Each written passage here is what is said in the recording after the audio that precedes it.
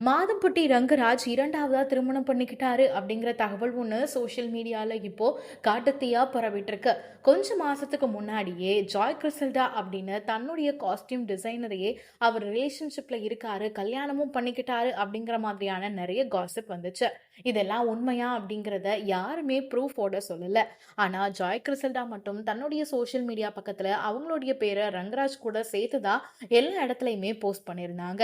ஆனா மாதம்பட்டி அவர்களுடைய மனைவியான ஸ்ருதி, நானும் என்னுடைய கணவரும் நல்லா தான் இருக்கோம், அந்த மாதிரி எந்த ஒரு தவறும் எங்களுடைய வாழ்க்கையில நடக்கல அப்படிங்கறத மட்டும் சொல்லிட்டே இருந்தாங்க.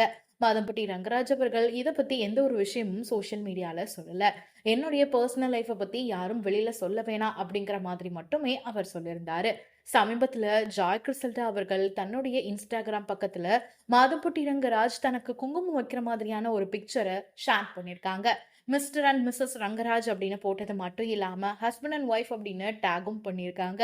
அதனால மாதம்பட்டி ரங்கராஜ் ஸ்ருதியை டைவர்ஸ் பண்ணிட்டு இவங்களை தான் திருமணம் பண்ணியிருக்காரு போல அப்படிங்கிற தகவல் ஒண்ணு சோஷியல் மீடியால வெளிவந்துட்டு இருக்கு. ஆனா உண்மையாவே டைவர்ஸ் பண்ணிட்டாங்களா, டைவர்ஸ் பண்ணாம கல்யாணம் பண்ணிட்டாரா அப்படிங்கிற மாதிரியான சில விஷயங்களும் பகிரப்பட்டுட்டு இருக்கு.